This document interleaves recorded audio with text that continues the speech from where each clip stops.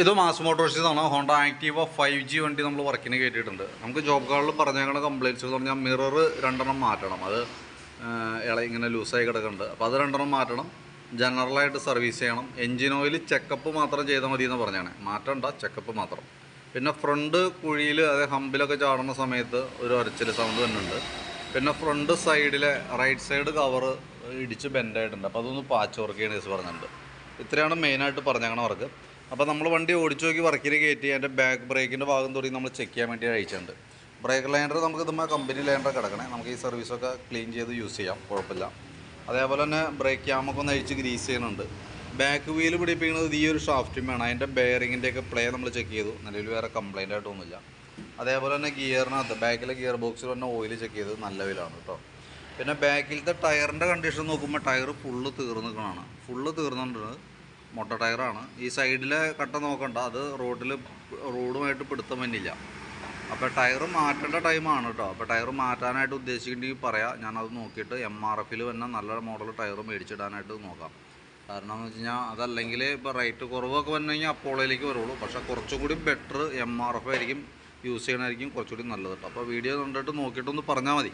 അപ്പോൾ ഞാൻ എസ്റ്റിമേറ്റിനകത്ത് ടയറൊന്നും ഉൾപ്പെടുത്തുന്നില്ല. വീഡിയോ കണ്ടതിന് ശേഷം നോക്കിയിട്ട് പറയാം. അപ്പോൾ അങ്ങനെ മാറ്റാനായിട്ട് ഉദ്ദേശിക്കേണ്ടി പറയുകയാണെങ്കിൽ ഞാനത് ടയറിൻ്റെ കണ്ടീഷനോടും റേറ്റ് കാര്യങ്ങളൊക്കെ നോക്കിയിട്ട് പറയാം. പിന്നെ അതേപോലെ നമ്മളതിൻ്റെ എയർ ഫിൽറ്ററിൻ്റെ ഭാഗമൊക്കെ നമ്മൾ ചെക്ക് ചെയ്യുന്നുണ്ട്. എയർ ഫിൽറ്റർ നമുക്ക് നോക്കുമ്പോൾ നമുക്ക് കിടക്കുന്നത് കമ്പനി ഫിൽറ്ററാണ്, ഹോണ്ടയുടെ ഒറിജിനൽ ഫിൽറ്ററാണ്. കുറച്ച് പൊടിയൊക്കെ ഉണ്ട്, അതൊന്ന് തുടച്ച് ക്ലീൻ ചെയ്ത് നമുക്ക് റീസെറ്റാക്കി എടുക്കാം. പിന്നെ ക്ലച്ചിൻ്റെ ഭാഗം നമ്മൾ അഴിച്ചിട്ടുണ്ട്. CVT ക്ലച്ചാണ്, ബെൽറ്റ് ഡ്രൈവാണ് വണ്ടി. അപ്പോൾ അത് നമ്മൾ മാനുവലായിട്ട് തന്നെ അഴിച്ച് അതിൻ്റെ ക്ലച്ച് യൂണിറ്റൊക്കെ ഗ്രീസ് ചെയ്യേണ്ടതായിട്ടുണ്ട്. അതിന് വേണ്ടിയിട്ട് അഴിച്ചാലാണ്. അപ്പോൾ നമ്മളതിൻ്റെ ബെൽറ്റൊക്കെ നോക്കി.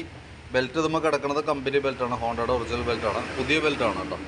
അതേപോലെ തന്നെ variator body, boss drive, roller കാര്യങ്ങളൊക്കെ ചെക്ക് ചെയ്ത് വേറെ കംപ്ലയിൻ്റ് ഒന്നുമില്ല.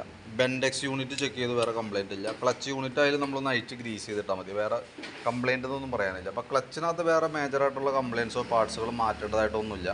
കിക്കർ വീലൊക്കെ ഒന്ന് അഴിച്ച് ഗ്രീസ് ചെയ്യാം, ക്ലച്ച് ഗ്രീസ് ചെയ്ത് റീസെറ്റ് ചെയ്യാം. പിന്നെ അതേപോലെ നമ്മൾ എഞ്ചിൻ ഹെഡിൻ്റെ ഭാഗം നോക്കി. വേറെ പറയത്തക്ക ലീക്കേജ് ചെറിയൊരു നനവുണ്ട്, എന്നാൽ വലിയ ലീക്കേജ് ഒന്നുമില്ല. ചോക്കിൻ്റെ കേബിള്, ആക്സിലേറ്റർ കേബിൾ, 2 കേബിളുകൾ നോക്കി, വേറെ കംപ്ലയിൻ്റ് ആയിട്ടൊന്നുമില്ല കേട്ടോ.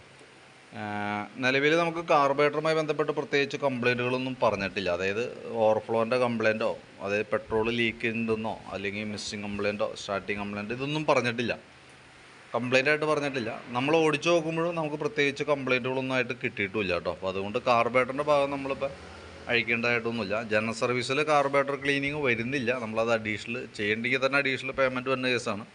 പ്രത്യേകിച്ചൊരു കംപ്ലയിൻറ്റ് ഇല്ലാത്തത് കൊണ്ട് നമ്മൾ തൽക്കാലം അതിന് തൊടാതിരിക്കണം നല്ലത്. കാരണം ഇപ്പോഴത്തെ പെട്രോൾ എന്ന് പറഞ്ഞാൽ E20 പെട്രോൾ എന്ന് പറയും, ഏകദേശം 20% എത്തനോളാണ് അതിനകത്ത്. അപ്പോൾ അതുകൊണ്ട് തന്നെ അതിൻ്റേതായിട്ടുള്ള കെമിക്കൽ റിയാക്ഷൻസ് കാർബറേറ്റർ മോഡൽ വണ്ടികൾ വരുന്നുണ്ട്. അപ്പോൾ ഈ ഓവർഫ്ലോൻ്റെ കംപ്ലയിൻ്റൊക്കെ എപ്പോൾ വേണമെങ്കിലും വരാം.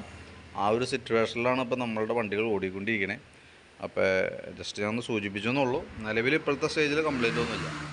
പിന്നെ ഫ്രണ്ടിലേക്ക് വരുമ്പോൾ ഫ്രണ്ട് ബുഷുകളൊക്കെ ഒന്ന് ഗ്രീസ് ചെയ്യാൻ വേണ്ടി അഴിച്ചിട്ടുണ്ട്. അപ്പോൾ നമുക്ക് അതിൻ്റെ ഈ ഫ്രണ്ടിൽ വരുന്ന ഷോക്കിൻ്റെ ബുഷ് അത് അത്യാവശ്യം നല്ല രീതിയിൽ ഓവലായിട്ടുണ്ട്. അപ്പോൾ അതൊന്ന് ചേഞ്ച് ചെയ്തിടണം. ലിങ്കൻ്റെ ബുഷായാലും അത്യാവശ്യം പ്ലേ കാണിക്കുന്നുണ്ട്. അപ്പോൾ 2 ബുഷ് സെറ്റുകൾ മാറ്റിയിട്ട് റീസെറ്റ് ചെയ്യുകയാണെങ്കിൽ അതാണ് കുറച്ചും കൂടി നല്ലത്. കാരണം ഇതും അത്യാവശ്യം പ്ലേ ഉണ്ട്. ഇനി കിടന്ന് ഓടുന്തോറും നമുക്ക് ടയറൊക്കെ വെട്ടി തേഞ്ഞ് പോകാനുള്ള സാധ്യത കൂടുതലായിരിക്കും. അപ്പോൾ അതുകൊണ്ട് ഞാൻ എസ്റ്റിമേറ്റിൽ ഈ 2 ബുഷുകളും ഉൾപ്പെടുത്തണുണ്ട് കേട്ടോ. ഫ്രണ്ടിലത്തെ ബ്രേക്ക് ലൈനർ നമ്മൾ നോക്കി, അത്യാവശ്യം ഉപയോഗിക്കാനുണ്ട്, നല്ല ലൈനറാണ്. പിന്നെ അതേപോലെ ഫ്രണ്ട് ടയർ ചെക്ക് ചെയ്തു. ടയറായാലും നല്ല ടയറാണ്, ഉപയോഗിക്കാനുണ്ട്. അപ്പോൾ നമ്മളുണ്ടല്ലോ ഇപ്പോൾ നിലവിൽ ബാക്കിലത്തെ ടയർ ഫുള്ള് തീർന്നു നിൽക്കുകയാണല്ലോ. അപ്പോൾ ടയർ ഇപ്പോൾ നമ്മൾ മാറ്റാനായിട്ട്, ഇപ്പോൾ ആ ടയർ മാറ്റാനായിട്ട് ഉദ്ദേശിക്കുന്നുണ്ടെങ്കിൽ നമ്മൾ ഈ ഫ്രണ്ടിൽ കിടക്കുന്ന ടയർ ബാക്കിലേക്ക് ഇട്ടിട്ട് പുതിയ ടയർ ഫ്രണ്ടിൽ ഇടാനായിട്ട് പറ്റും. അപ്പോൾ എന്താ അതിൻ്റെ ഗുണമെന്ന് വെച്ചാൽ, ഈ ഓൾറെഡി ഇപ്പോൾ ബുഷ് കാര്യങ്ങൾ തേമാനമുള്ളത് കൊണ്ട് തന്നെ ഫ്രണ്ട് ടയറിന് ഒരു അലൈൻമെൻറ്റ് വേരിയേഷൻ വരും. അതൊക്കെ വണ്ടി ഓടിക്കുമ്പോൾ മനസ്സിലാവും. വണ്ടി ഒരല്പം സ്പീഡിലേക്ക് പോയിട്ട് ഹാൻഡിലൊന്ന് കറക്റ്റായിട്ടൊന്ന് ഫ്രീ ആക്കുകയാണെങ്കിൽ വണ്ടി വെട്ടൽ കാണിക്കുന്നുണ്ട്. അത് ഈ ടയറുമായി ബന്ധപ്പെട്ട് വന്ന കേസ്. അപ്പോൾ റൊട്ടേഷൻ ചെയ്തിടാണെങ്കിൽ, അതായത് പുതിയ ടയർ ഫ്രണ്ടിലും ഈ ടയർ ബാക്കിലേക്ക് ഇടാണെങ്കിൽ ആ കംപ്ലയിൻറ്റ് മാറുകയും ചെയ്യും. ബാക്കിൽ കിടക്കുമ്പോൾ ടയർ മാക്സിമം യൂസ് ചെയ്യാനും പറ്റും കേട്ടോ. നോക്കിയിട്ട് പറഞ്ഞാൽ മതി. ഇനി അതല്ലെങ്കിൽ ടയർ മാറ്റണ സമയത്ത് അങ്ങനെ ചെയ്യുന്നതായിരിക്കും ഏറ്റവും ഉചിതമായിട്ടുള്ള കാര്യം കേട്ടോ. പിന്നെ ബാറ്ററി നമ്മൾ നോക്കി, 2025 ബാറ്ററിയാണ് വണ്ടിയിൽ ഇരിക്കണേ, പുതിയ ബാറ്ററിയാണ്. വാറണ്ടി പീരീഡ് ഉള്ള ബാറ്ററിയാണ്. ഞാൻ അതിൻ്റെ വോൾട്ടൊക്കെ ജസ്റ്റ് നോക്കി, 13 വോൾട്ട് വരെ കാണിക്കുന്നുണ്ട്. ലോഡ് കൊടുക്കുമ്പോഴായാലും വോൾട്ട് വേരിയേഷൻ ഏകദേശം ഒരു 9-നകത്തേക്ക് വന്നിട്ടുണ്ടെങ്കിൽ പോലും വേറെ പ്രോബ്ലം ഒന്നുമില്ല. പിന്നെ ഈ സൈഡിലത്തെ കവറ് ഇടിച്ചിട്ട് ബെൻഡായിട്ടുണ്ട്. അപ്പോൾ അത് പാച്ച് വർക്കിന് വേണ്ടിയിട്ട് കൊടുത്തിട്ടുണ്ട്. പാച്ച് വർക്ക് ചെയ്യുമ്പോൾ അറിയാലോ ഓൾറെഡി പെയിൻറ്റ് പോവും. പക്ഷേ പെയിൻറ്റിങ്ങിൻ്റെ കേസ് ഒന്നും പറഞ്ഞിട്ടില്ല. അപ്പോൾ പാച്ച് വർക്ക് ചെയ്ത് പിടിപ്പിക്കാനാണ് പറഞ്ഞത്. അപ്പോൾ ആ രീതിയിൽ അഴിച്ച് നമ്മളതിനകത്ത് സെറ്റ് ആക്കുന്നുണ്ട്. പിന്നെ ഈ സൈഡിലേക്ക് വരുമ്പോഴത്തേക്കും സ്പാർക്ക് പ്ലഗൊക്കെ നമ്മളൊന്ന് ക്ലീൻ ചെയ്യാൻ വേണ്ടി അഴിച്ചാണ്. പ്ലഗ് ക്ലീൻ ചെയ്ത് റീസെറ്റ് ചെയ്താൽ മതി, കുഴപ്പമൊന്നുമില്ല. അതേപോലെ തന്നെ സെക്കൻഡറി ഫിൽറ്റർ യൂണിറ്റ് ആയാലും പുതിയതാണ് നടക്കുന്നത്. അപ്പോൾ ഇത് ക്ലീൻ ചെയ്ത് റീസെറ്റ് ചെയ്യാം. എൻജിൻ ഓയിൽ നമ്മൾ നോക്കി, നല്ല ഓയിലാണ്, പുതിയ ഓയിലാണ്, വലിയ കുഴപ്പമൊന്നുമില്ല കേട്ടോ. ലെവല് കാര്യങ്ങളൊക്കെ ഉണ്ട്. അപ്പോൾ ഞാൻ അതിൻ്റെ ഏകദേശം ഒരു എസ്റ്റിമേറ്റ് ആക്കിയിട്ട് അതിൻ്റെ ഡീറ്റെയിൽസ് ഒന്ന് വാട്സാപ്പിലേക്ക് സെൻഡ് ചെയ്തിടാം. വീഡിയോ കണ്ടുകഴിയുമ്പോൾ നോക്കിയിട്ടൊന്ന് റിപ്ലൈ ഇട്ടേക്കാം. മിറർ ഇത് മാറ്റിയിട്ട് നമുക്ക് ഡിയോൻ്റെ മോഡൽ വെക്കണമെന്ന് വെച്ചാൽ പറഞ്ഞേക്കണേ. അപ്പോൾ അതും നമുക്ക് കൂട്ടത്തിക്കടെ എസ്റ്റിമേറ്റിൽ ഉൾപ്പെടുത്തുന്നുണ്ട് കേട്ടോ.